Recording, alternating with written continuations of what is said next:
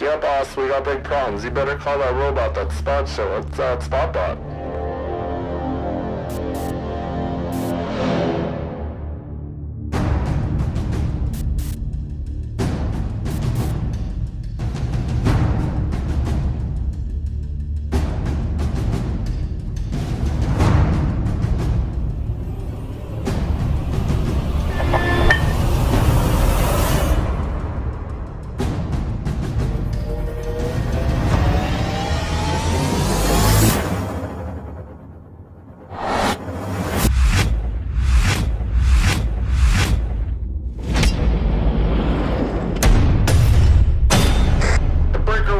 Anybody got 20 on that spot bot? ETA ASAP.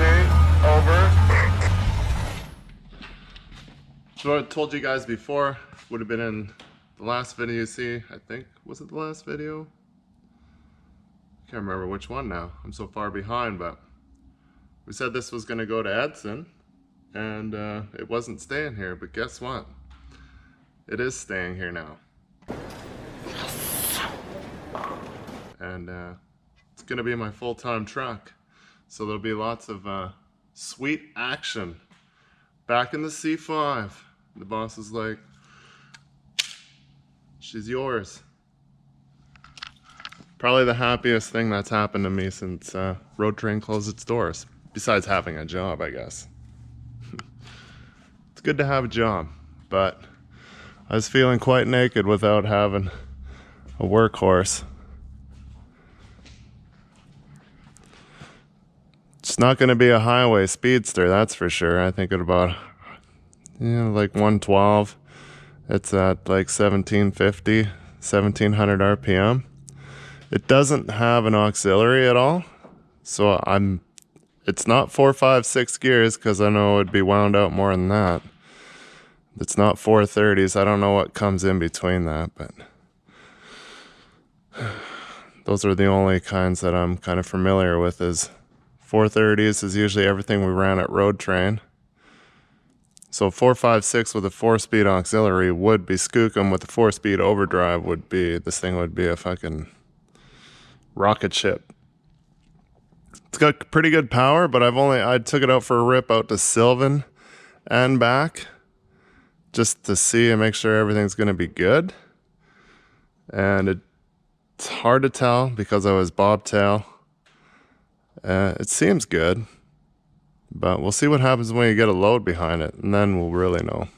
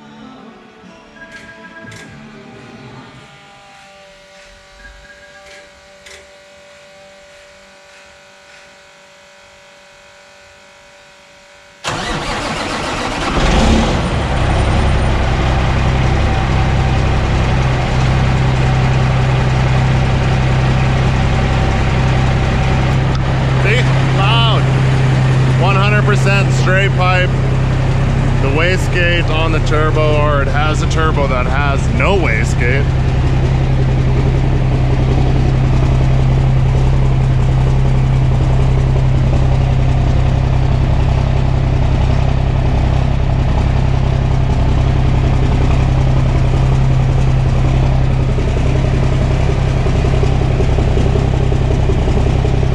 I didn't look and see what it was on the back of the D sign yet. I don't think it says anything. Looks like it's got nothing.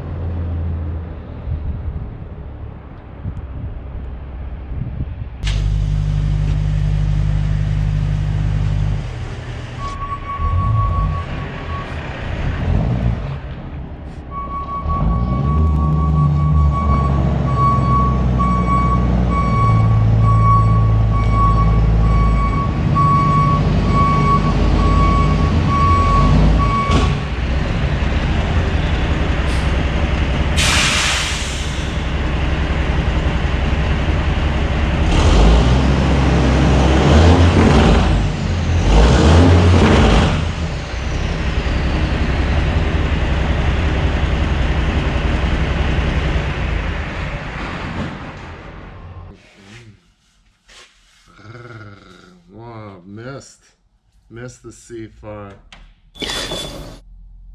Can I help you?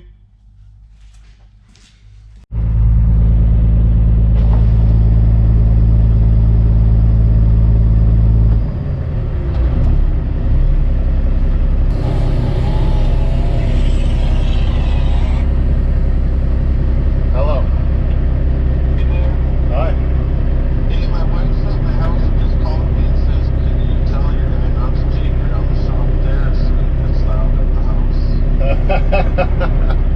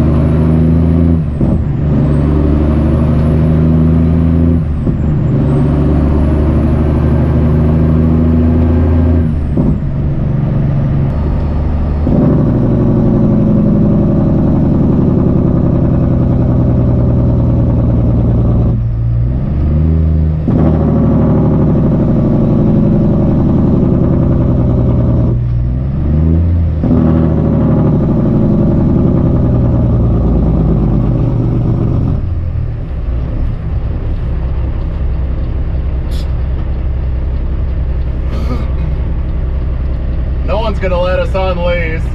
They're like, your truck is way too loud.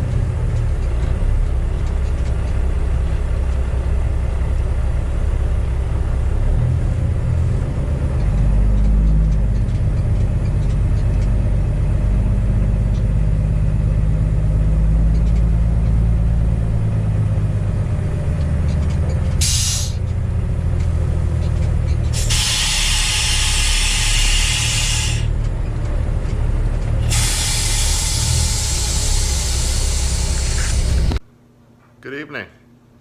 So we're at home. I brought home, I pulled out the dash that was in that Texas bed, and I pulled out the other part of the dash that's a part of, above the glove box, which isn't actually too bad. It's a little wore out there. It's got some wear. A little crack over here, and it was cracked down here. I'm gonna crazy glue that up, and we're gonna vinyl wrap both pieces, because I'm not about being a regular guy, so I get bored and I like something that looks cool. This is what you gotta do here. If you're good at wrapping presents, you might be alright at this, but you cut yourself your flaps, then you gotta heat it up a lot, and then it's just like you're molding it. It's got quite a bit of stretch to it. If I took a time lapse of it, it would be still like 2 hours long. What time is it now? It's 9:30. I got 2 hours invested just to get that far, and it's not perfect. I messed up in a few spots. And I'm also dealing with, I didn't have a full sheet. This is just left over because I did my road train truck in the same one, and then I had a Subaru I did a bunch in. Thought I had another roll, can't find another roll, so I'm just using basically 2 pieces. There'll be a seam, is right here. And then I'll end up crazy gluing that. That'll eventually, so you can heat mold it into place, but you know the dashes in your truck get hot, and then it'll start to pull away from these corners. I wanted to try crazy gluing it, but I didn't also want to like end up wrecking it. Hydro dipping would be a way easier way to go, but it's expensive. I think I got this roll for like 20 bucks. So I probably got another 30 minutes, 40 minutes, and then I can do this one too. So then always remember to check which way is up, because I remember I did my road train truck, and I had to cut this tit off because I ended up being upside down.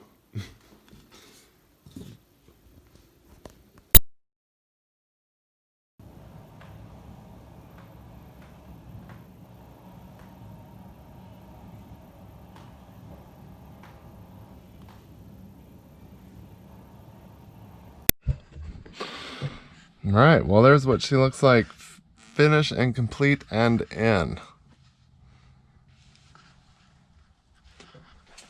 Just for somebody that gets bored of staring at the same thing all the time. I like to customize. I get bored. So I gotta do that piece up there. Maybe I won't. I don't know if I got enough left. It would definitely be like 3 or 4 pieces I'd have to put on it, but yeah, just something different. So it's a sticker bomb, it's vinyl. You can get these on eBay, Amazon. I couldn't find this one again because I was going to order a new roll, but I could not find it again, so I had to make do with what I had left, unfortunately. So yeah, just makes life a little more interesting when you sit in here all day, every day. Well, not every day. Hopefully it's every day. Be nice to get some work. So I gotta get this guy. I just looked that up on eBay. It was 122 bucks US. So maybe Kenworth sells it for cheaper. I don't know. Get something to replace that. Plus maybe we got an extra door panel, because I do believe it's the same on the door panel as it is on the glove box. Maybe. Just gonna throw the sub box in. I don't have the wiring kit as ordered. It's en route. It'll be coming, so we're gonna change the head unit, because that is garbage, and the Bluetooth sucks. So I got a Pioneer head unit that's pretty decent. It was like 450 bucks when I bought it. I like it. And then the sub box Of course, we'll go underneath that vacant space down there that I won't be using for anything but boom. So I'll throw that in here now, and then once the wiring kit gets here, I'll be able to finish that.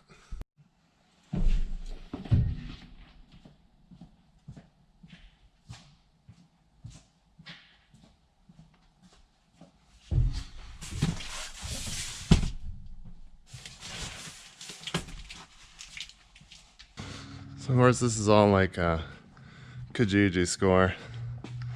Got the, I didn't believe I got, yeah, the whole box for like $100 and some odd bucks, which was a steal.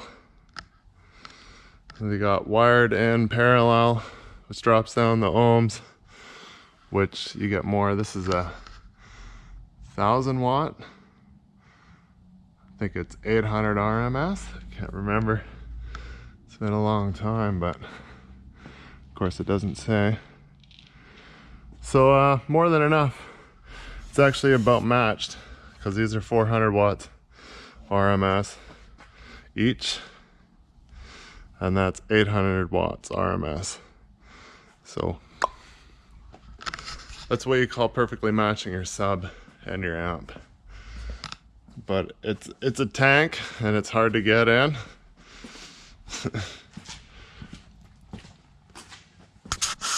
Go through amps about every couple of years because it just eats dust. It's not really good to have them in the truck because there's so much dust, but try to keep her clean and they last a little while. So yeah, I'll heave hoe it up here. You guys can all watch and laugh as I shit out my spine.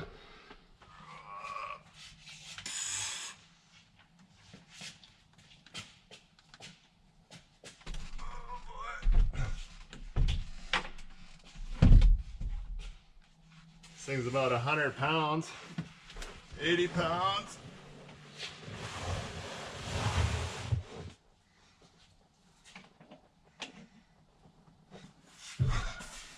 Gonna have to up my steer permit. I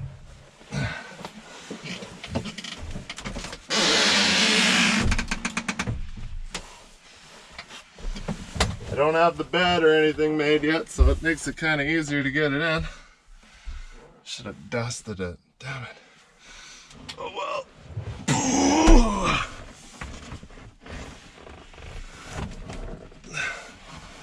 Should have tilted the seat forward.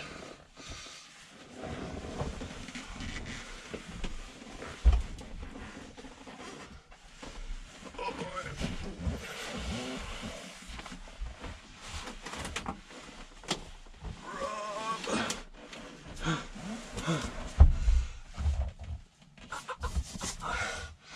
I put it right on my toe. Ow.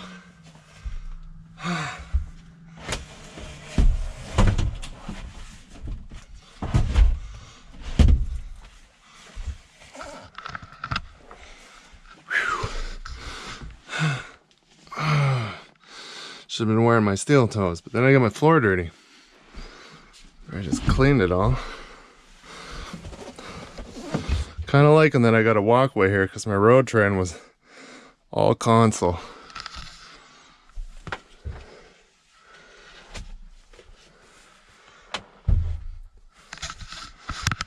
Wish there was another light back here. Don't have the sleeper roof light. Oh no. Might have a problem here. It's gonna have to stay. Oh, I can point the sleeper Webasto heater away from it so it doesn't cook it. Nice. And it should be the same as my road train one. It just fits. Oh. All right, well, it's nice to get that. I dug that out from, I have like an easement over top of my garage, so standing on a ladder trying to get that down was some work. Wiring kit should be here within the week. By the 16th, I was hoping it'd be this weekend so I can get it done, but There's no point in wiring up that until you get everything for that, because then you got to run RCA and remote wire through the dash. And I can't remember if I think I did go down underneath the sill and then tuck it up underneath all this trim here, under the seat belt, and then in. Then you got to drill. So rather I can run it in the console, because there's a bunch of stuff in the console goes straight down anyway, so I can the power wire from back underneath the box down through those holes, which they're all spray foam, but I could just kind of poke a hole with like a screwdriver, and then it goes over to the battery box. Hook up to them 4 batteries where it'll be lots of power for bump. Don't click off yet. This turd's just starting to slide. So I mentioned it before. I think that's definitely gonna need to be. I wonder if it's got some leakage there. Definitely spraying out. Definitely feel like she's been driven kind of hard. Oh, it needs more coolant. Drain the coolant. There was hoses that went off the back of the block here, and there was a heated toolbox.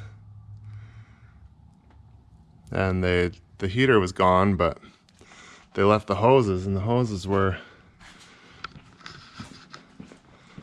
hard as a rock, so they were just shitstorm waiting to happen.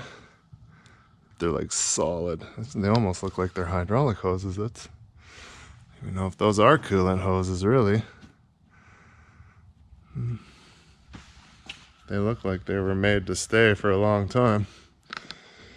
But yeah, I've spent the last week in the shop doing tinkers, make deck pins, making sure I got all the chains, touching up some paint, anti-rattle when that's down. I don't know what I'm going to think about that yet. It's got the Manly 5th wheel. I've never had one of those. We'll see how good she works. New mud flaps, some painting. 2 of the inside rolls were seized, so we got new ones made. Got them replaced. Well, I dropped them off Thursday, got them back yesterday at like 3, got those in. Tightened up all these lights, were all banged up and wiggling around, got those tightened up. What else did I do? Just gathering and stuff. These obviously aren't for here. These will be on the back of the roll. And then I got some longer ones. Actually got made too long, so I need to cut them down. Got some safeties for that, because there was nothing, so these bunks go here or back there. And they got these little safety pins that slide in, which is kind of handy. That's nice, decent. I had to put a glad hand on because it was missing one. They got no safety for them when they're back here though. Well, if they're back here, they'll have a load on them, so it won't matter. What else did we do? We did air dryer. We did a shit ton of work, let's just say that. Got a new arm down there. Water separator. We had some wiring issues up here. Supposedly it was running like a dog when it got here. So a bunch of the pins were loose. We had to replace a bunch of the pins in there, and then we're good to go. Took her for a rip yesterday, and it was pretty solid. Ran good, I thought. We'll just, hopefully it's not an oil eater. With that stuff on the turbo over there, see, like when you look underneath from the hood, I don't like it when you see white, so I asphalt that, and that's probably, I think I got a little bit of spray on the side there. Asphalt that up. Should do a little bit better job maybe, now that I don't have people working around me. I'll touch that up a bit. I still got lots of that left. So it was a TriStar truck from Grand Prairie, and you could tell it's from Grand Prairie because of the amount of mud that was underneath it. But everything seems to work pretty good. I also put on a bunch of safeties. I can hang my mud flaps here when I'm in the mud. I'm gonna have to upgrade more lighting because I was out last night, just spooled out the winch because the grease nipples are underneath all the line. There's one on each side underneath all the line, and that works good. It was not too slow, not too fast, just right for bed work. And it's actually all adjustable here anyways. So if I had to do a bunch of shit that I wanted to be faster, I can just crank it up. But I'll probably just leave it as is. I'm supposed to go to work tomorrow in it, hopefully.